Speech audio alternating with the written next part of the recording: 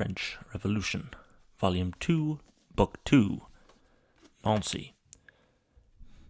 What we talk about when we talk about Nanci is what is known as the Nanci Affair, à l'affaire de Nanci, on the 31st of August 1798, which was a mutiny carried out by members of the lower ranks of the French army, which was then crushed with the ostensible support of the National Assembly by this man, François-Claude Amour, Marquis de Bouillé, who was a royalist, seen to be a royalist through and through, so much so that he's mentioned in the Marseillaise as someone to take up arms against.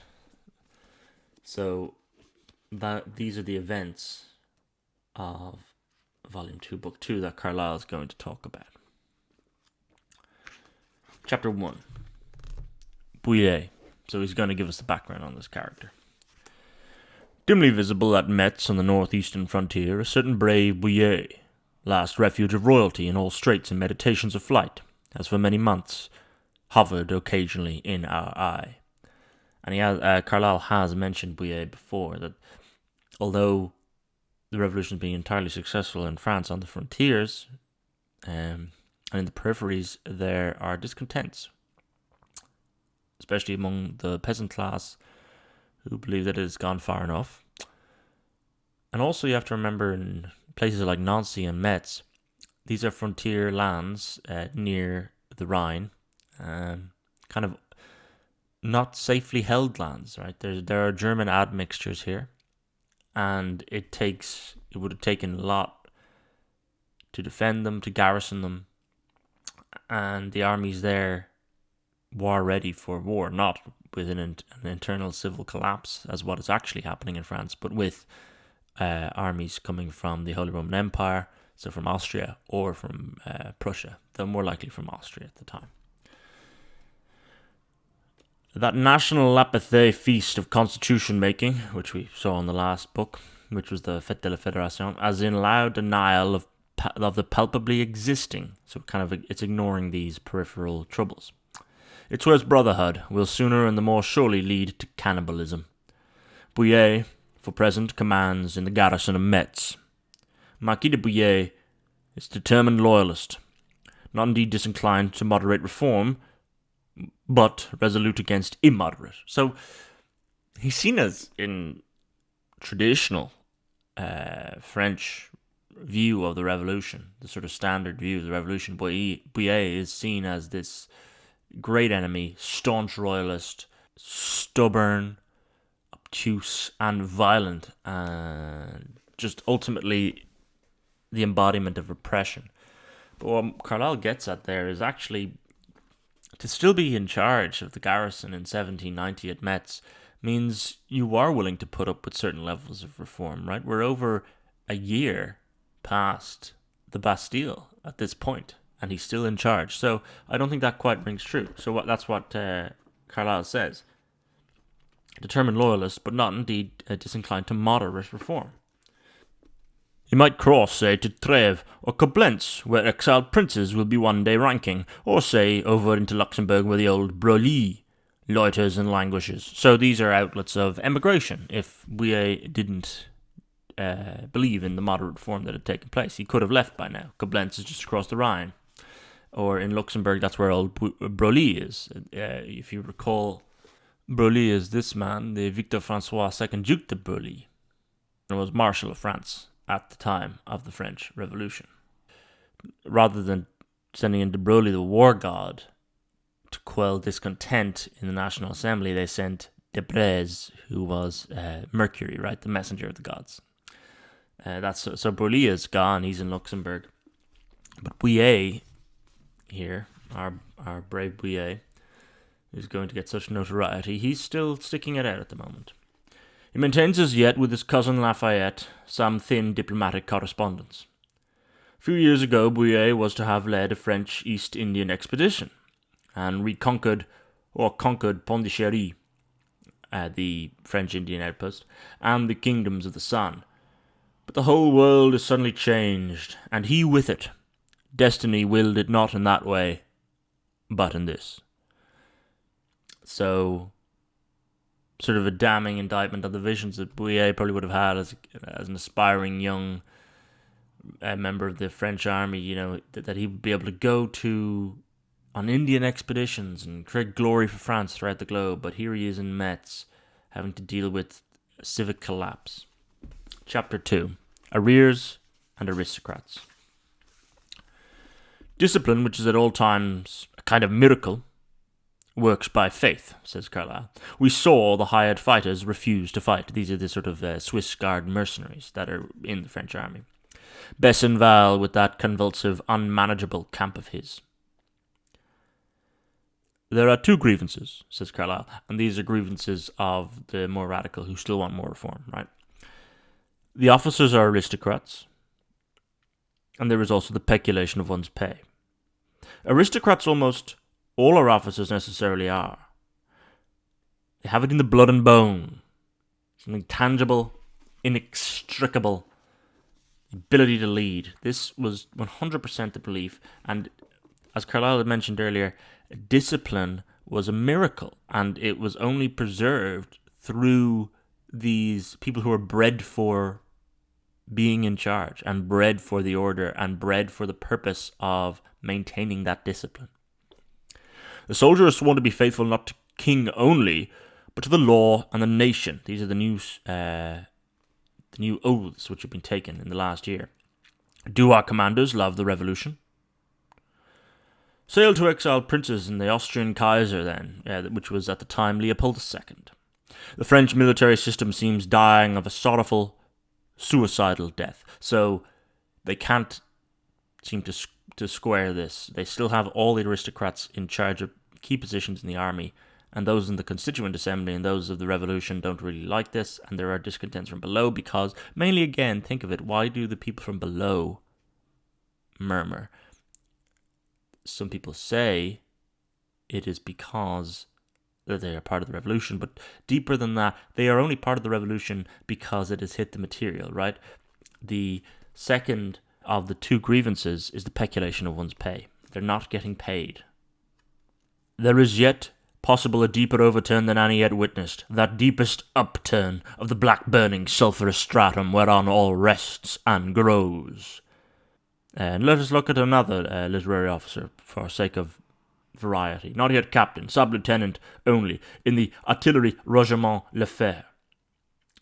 A young man of 21, not unentitled to speak.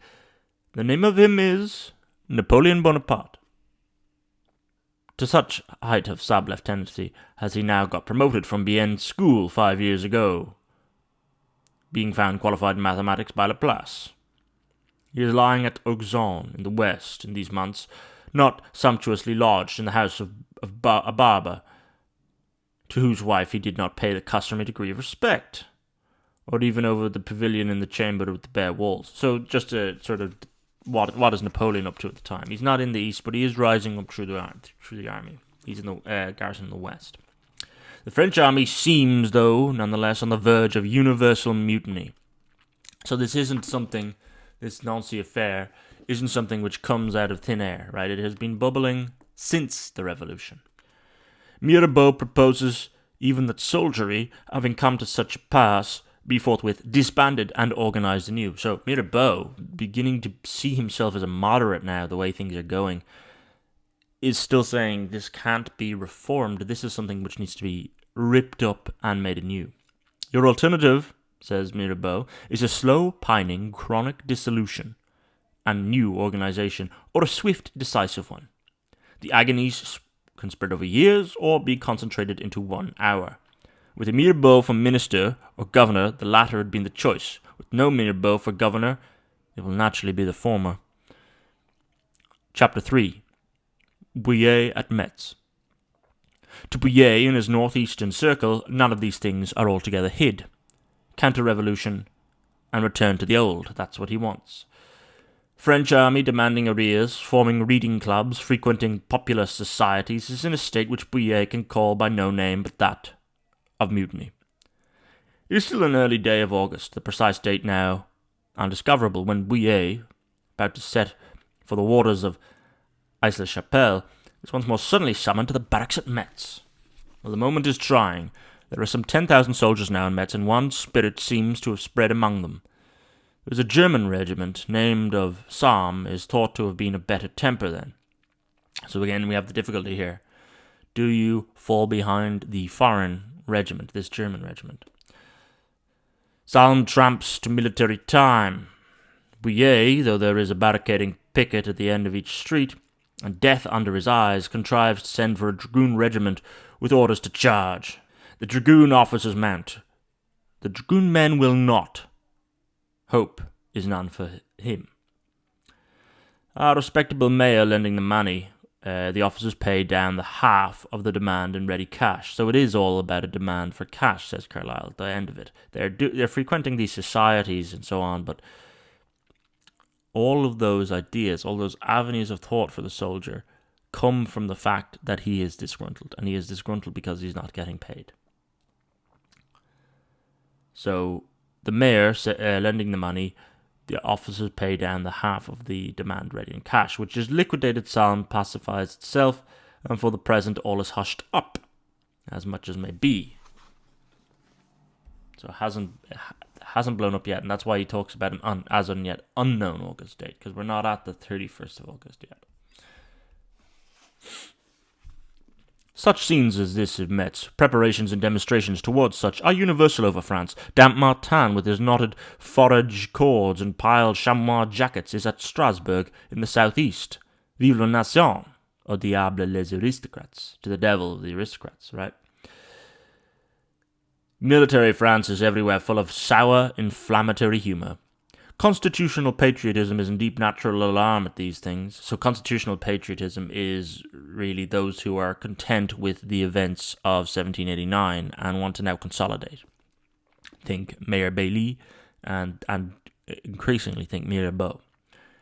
Arrears shall be rectified, a plan much noised of in those days under the name Decree of the 6th of August, 1789, which happened a year ago, has been devised for that. So this is the Bouillé at Metz, really. It's a murmuring, but it gets put down. We don't get the full revolution. It is known as the Nanci affair, not the Metz affair. Both are quite close to each other. Chapter 4. Arrears at Nanci. We are to remark, however, that of all districts, this Bouillé seems the most inflammablest. Austria lies near, though. And if you get the Austrians involved, you solidify the idea of aristocracy, being in the hands of foreigners or being equated with the foreign. And it's an interesting one when you think of talk today of global elites, right, who aren't rooted in anything. Strangely, that's the sentiment, and think of the working class today being more patriotic, more traditional in their social values, and being distrusting of anyone who moves in the Davos circles or in the World Economic Forum circles. Interestingly, from a sort of inverse perspective, it's those sort of working class men of France who are now soldiers, because it's in 1790. Those people would be soldiers today. The disgruntled working class today would also most likely be in the infantry class, were they in 1790 France. But it's kind of turned on its head because the patriotism has got whipped up with anti-monarchical sentiment. So it's not a traditional social value, but it is a distrust of elites being in an international network. Before Bouillé, the trouble is, if I go to Austria, I've effectively declared war. Right? He's crossed the Rubicon. Is he willing to go there yet? And also reinforce in powers the belief that they have in such aristocrats as leaders of the army, or can he hold it out and still stay in his position? Patriotism has both aristocrats and Austrians to watch. It is Lorraine, this region in which we have Nancy, not so illuminated as old France. It remembers ancient feudalisms, nay, within man's memory, it had a court and a king of its own, or indeed the splendour of a court and king, without the burden. So this is the Duke of Lorraine would be ostensibly a king in his own duchy, and had his own court, even if the tides did go to France after Louis XIV. The pleasant city of Nancy, which faded feudalism loves, where King Stanislaus personally dwelt and shone as an aristocrat municipality, and then also a daughter society. These many months, accordingly, man has been set against man, washed against unwashed, patriot, soldier against aristocrat captain. In April last, in those times of preliminary federation, when national guards and soldiers everywhere were swearing brotherhood and all France was locally federating, preparing for the grand national feast of pikes, it was observed that these Nancy officers threw cold water on the whole brotherly business. So if you recall, the whole idea of the Fête de la Fédération we had in the last part came about because there was swearings amongst military ranks of federation, right? Let's create a federation. They were at Lyon and places like this. Grenoble, I believe. They were not out in Nancy. At Nancy at the time, throwing cold water on the whole idea. Of Nancy and its heats, Bouillé, commander of the whole, knows nothing special. Understands generally that the troops in that city are perhaps the worst. The officers there have it all, as they have long had it, to themselves. Regiment du Roi, which is one of the three, so if we look here at the Nancy affair, when he talks about the Regiment du Roi, in August 1790, the garrison of Nancy in the northeast comprised of 3 regiments of what was still the Royal Army. These were the Regiment du Roi, the King's Regiment, the Regiment de Chateauvieux, one of the 12 regiments of Swiss mercenaries in the French infantry, and the Mestre de Camp cavalry. So he's talking about the infantry King's Regiment that are not the part of the mercenary regiment. Regiment du Roi, sick of hope deferred, at length seizing its military chest. So such is Nancy in the early days of August, the sublime feast of pikes, not yet a month old. War Minister La Tour du Pin runs breathless to the National Assembly with a written message that all is burning, toute brûle, toute presse. The National Assembly, on the spur of the instant, renders such decree and order to submit and repent. This is where we talked about Bouillé is going to put it down, and it's because of this act, right? The War Minister, La Tour du Pin, runs breathless to the National Assembly, and they, in sort of panic, they go, well, this is far off, information is sketchy, just put it down. And this is the man, his short political life came to an end after his nomination as the penultimate Secretary of State of War at the start of the French Revolution. Monarchist, he's sentenced to death and guillotined in 1794 alongside his elder brother Philippe Antoine. So he was in the Estates General, but he was still a monarchist. So it's interesting that he would run into the National Assembly and be able to wrangle those who were still in the National Assembly of the monarchist bent and get them to put down this mutiny. Colonel Santerre is not silent in the Faubourg Saint-Antoine. Nancy soldiers have sent for a deputation of 10. So Nancy soldiers say, well, hang on, hear us out. New deputation. Deputation of National Guardsmen now sets forth from Nancy to enlighten the Assembly. So again, this is the workings of the Assembly. They can't quite... Of old, you would have just sent out orders and repressed it. Done. No questions asked. Now, you get a regiment of 10, deputation of 10, coming from Nancy to Paris to be heard. And this is because of the declaration and then counter-declaration within the Assembly that you will always have these caveats from the more radical side. And what it does is it actually prevents things from getting done. So they proceed upon with better prospects, but affects nothing, right? The 10 returned, quite unexpectedly, unhanged. Which is an indication, right? It has given others ideas. Well, hang on. This Assembly won't just go and hang you. It's going to actually listen to your deputation. Not till the last week of August does Monsieur de Malseigne, selected as inspector, get down to the scene of mutiny, with authority, with cash, and the decree of the 6th of August. He now shall see these arrears liquidated, justice done, or at least tumult quashed. Chapter 5, then, Inspector Malseigne. So what is the nature of this inspector? So we know this guy is a general. We don't know much else about him, so let's hear what Carlyle has to say. Of Inspector Malseigne we discern by direct light that he is of Herculean stature, and infer with probability that he is of truculent, mustachioed aspect, for royalist officers now leave the upper lip unshaven, that he is of indomitable bull heart, and also, unfortunately, of thick bull head. On Tuesday, the 24th of August, 1790, he opens a session as inspecting commissioner, meets those elected corporals and soldiers that can write. He finds the accounts of Chateauvieux to be complex. There's continual cries of "juge tout de suite," judge it at once. Right, again, dexterity is important when you have a mutiny. You need to crush it. It can't be led to breed out like a fire, right, feeding on oxygen. Whereupon Monsieur de Malseigne will off in a huff. So, Chateauvieux flatly refuses the marching. Monsieur de Malseigne takes act due to notorial protest of such refusal, if happy that may avail him. This is the end of Thursday now we're at. He's come, he's inspected. People don't like the fact he's inspecting, and yet he hasn't really made a quick decision, so the fostering of discontent continues. Overnight, an aide-de-camp of Lafayette, stationed here for such emergency, sends swift emissaries far and wide. Bouillé then hears of this, beginning to bestir himself in the rural cantonments eastward, is but a royalist traitor that Chateauvieux and patriotism are sold to Austria, of which latter Monsieur de Malseigne is probably some agent. So we see the paranoia amongst the patriotic class, or patriotic elements of the French regiment in Nanci.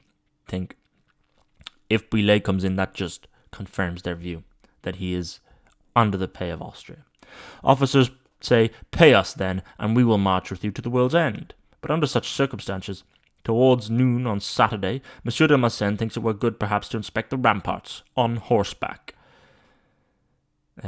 which should be suspicious for some. He bids two of them wait for his return, and with the third, a trooper to be depended upon, he gallops off for Lunéville. So he makes a break for it. He says, "I don't like the way this is going, and I'm going to get out of here." Towards Lunéville in the midday sun, then, rides Malseigne, who was sent in to inspect this place, and is now fleeing it.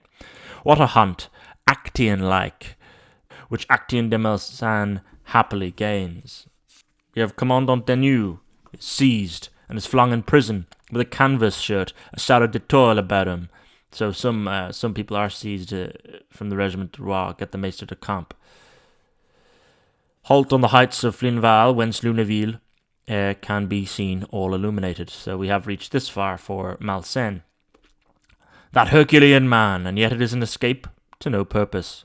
For the Carabiners, to whom, after the hardest Sunday's ride on record, he has come circling back, stand deliberating by the nocturnal watchfires, deliberating of Austria, of traitors, and the rage of the Maître de Camp. This is the confusion of Babel. To the prison beside Commandant Deneux, then, for poor Malseigne, he gets captured nonetheless. That finally is the lodging of Inspector Malseigne. Surely it is time Bouillé were drawing near. So Bouillé has heard of all this, though, and he will arrive. Nancy, then, is not a city, but a bedlam. Chapter 6. Bouillé at Nancy. Much in these hours depends on Bouillé. Again, a Carlylean notion there, that in the hour of crisis, dependency falls on a singular character. Royalism to draw its rapier, and Sansculottism to snatch its pike, and the spirit of Jacobinism, as yet girt with sun rays, to grow instantaneously mature, girt with hellfire. Submission or unsparing battle and destruction, comes Bouillé's orders. 24 hours to make your choice. La loi, law, law, Maitre de Camp blusters with profane swearing, in mixed terror and furor. National Guards, look at this way and that, not knowing what to do. What a bedlam city, says Carlyle. No Deneux or Malseigne appearing as promised, so the 24 hours are almost up, and those they have captive are not appearing. But joy of joy, all of a sudden.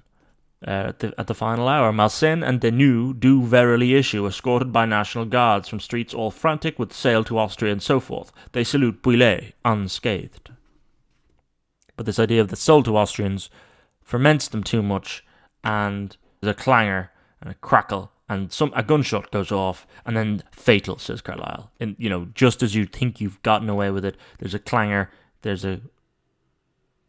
some sort of skirmish, and as always happens, someone will set off some firearm, and then suddenly that's it, right? You've gone too far.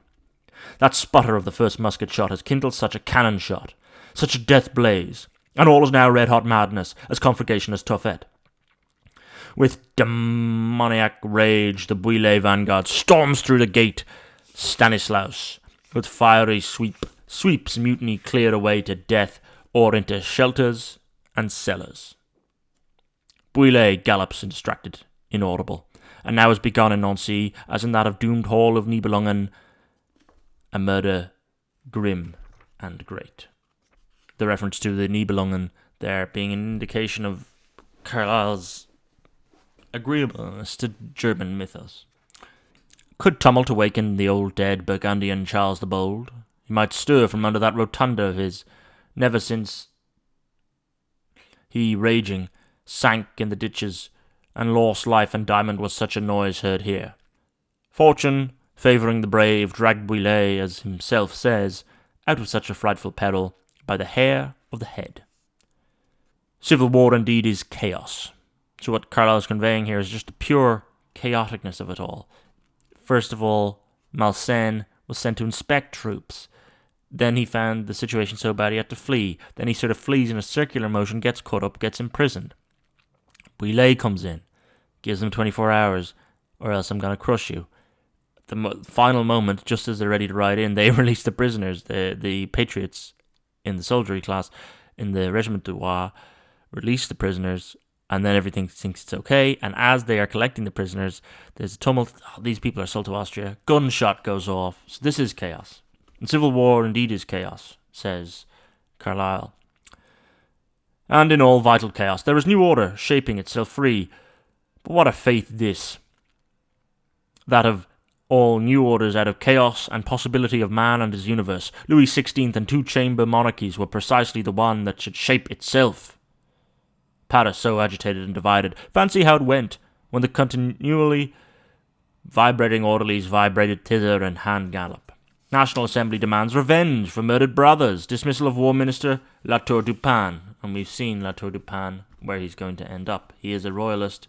He gets dismissed in this episode. And 4 years down the line, the guillotine does await for him. Adored Minister Necker sees good on the 3rd of September 1790 to withdraw softly, almost privily, with an eye to the recovery of his health, home to native Switzerland. Remember, so much had written on Necker.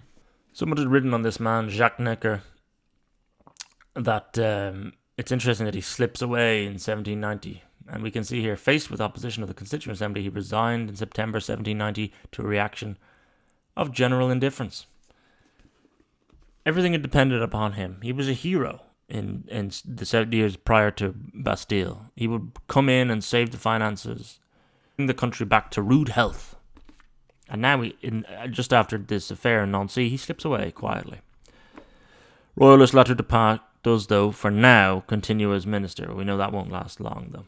Over in Lorraine, meanwhile, they of the distributed fusils, ringleaders of the Mestre de Camp of Roy, these are the regiments, of course, that were in Nancy, have got marked out for judgment, yet shall never get judged. Briefer is the doom of Chateauvieux. Chateauvieux is, by Swiss law, given up for instant trial and court-martial of its own officers. So we see here in the Nancy affair, when the French regiments involved escaped serious repercussions, the Swiss mutineers faced severe punishments after court-martialed by their own officers. So, this isn't going to go well, is it? The injustice, the perceived injustice of what's going on here. The Swiss, because they're mercenaries, are under Swiss officers, and they don't give a damn what the Constituent Assembly has to say. No authority. So 3 score in chains to the galleys. Resuscitation for the chained hero, and even for the chained scoundrel or semi-scoundrel. Scottish John Knox, such world hero as we know, sat once nevertheless pulling grim taciturn at the oar of the French galley in the water of law. And this is a tie-in with his lecture on Knox on hero worship, where he does talk about how pulling oars at French galleys in the form of punishment really did sculpt the character of John Knox. At Nanci, generally aristocracy rides triumphant, and Bouillé is gone again. All is dissolution, mutual rancour, gloom and despair, till National Assembly commissioners arrive with the steady, gentle flame of constitutionalism in their hearts, who gently lift up downtrodden, gently pull down the too uplifted, reinstate the daughter society, the unsightly wrong side of that thrice glorious feast of pikes. French army has neither burst up in universal simultaneous delirium, nor been at once disbanded, put an end to, and made new again. It must die in the chronic manner, so we don't get Mirabeau's idea, quick and as painless as possible. We get the long, drawn-out death of the old royal army.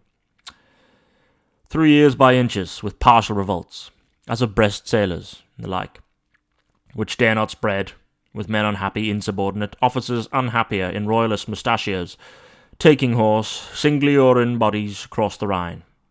Sick dissatisfaction. Sick disgust on both sides. The army moribund, fit for no duty. Till it do in that unexpected manner, phoenix-like, with long throes, get both dead and new-born. Then start forth strong, nay, stronger, even strongest. But all that's to come. Thus much was the brave Bouillé hitherto fated to do. Hover, as formerly a faint shadow, the hope of royalty.